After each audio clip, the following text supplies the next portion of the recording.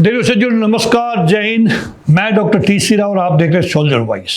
आज हम बात करेंगे पश्चिम एशिया के उस संघर्ष की जिसका असर सिर्फ अमेरिका, ईरान और इजराइल तक सीमित नहीं है।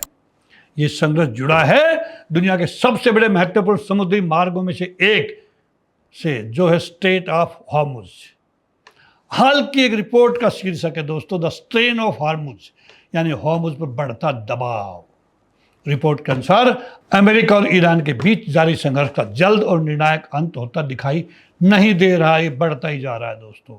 ये टकराव आने वाले महीनों तक चल सकता है और संभव है कि इसका स्वरूप पूर्ण युद्ध से बदलकर लो इंटेंसिटी कॉन्फ्लिक्ट में बदल जाए, यानी बीच बीच में मिसाइल और हवाई हमले, साइबर अटैक, समुद्री टकराव, जहाज़ों पर दबाव, प्रतिबंध और फिर बातचीत। ये सिलसिला कुछ दिन और जारी रहेगा। लेकिन सबसे बड़ा सवाल है, अमेरिका और ईरान के बीच शांति आखिर होगी कैसे? समस्या सिर्फ युद्ध की नहीं है दोस्तों, समस्या एक दूसरे पर भरोसा न होना। ईरान को डर है कि अगर वो अपने परमाणु कार्यक्रम पर कड़े प्रतिबंध स्वीकार कर लेता है, अंतर्राष्ट्रीय निरीक्षण की अनुमति देता है और स्ट्रेट ऑफ हॉर्मुज को खोल देता है, तो अमेरिका और इजराइल बाद में उस पर फिर से सैन्य दबाव डाल सकते हैं। दूसरी, अमेरिका को डर है कि अगर प्रतिबंध हटा दिए गए और सैन्य दबाव कम कर दिया गया तो ईरान धीरे धीरे अपनी परमाणु और मिसाइल क्षमताओं को फिर से मजबूत कर सकता है। यानी दोनों पक्षों के सामने एक ही समस्या है, अगर मैं पहले झुक गया तो क्या दूसरा पक्ष अपने वादे पर कायम रहेगा? इसी को अंतर्राष्ट्रीय राजनीति में कमिटमेंट प्रॉब्लम कहा जाता है दोस्तों। अब इस पूरी स्थिति को और जटिल बनाता है इजराइल का रुख।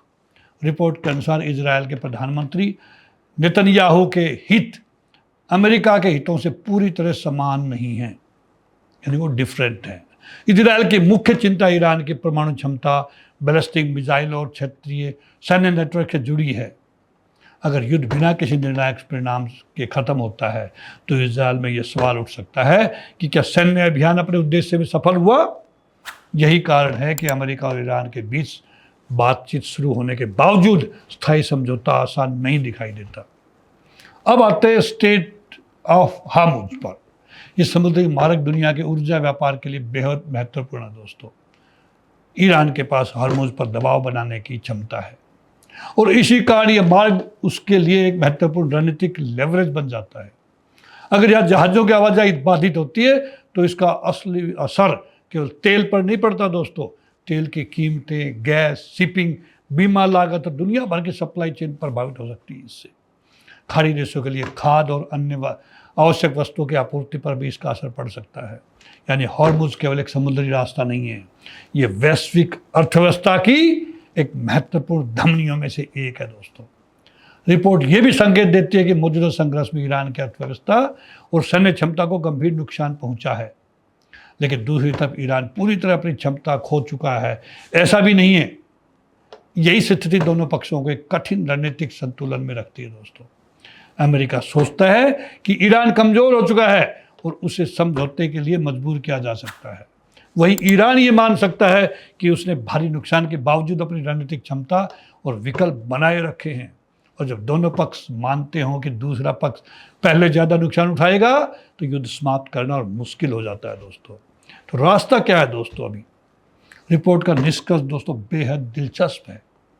शायद बदलाव केवल एक समझौते से नहीं बल्कि राजनीतिक नेतृत्व में बदलाव से भी आ सकता है।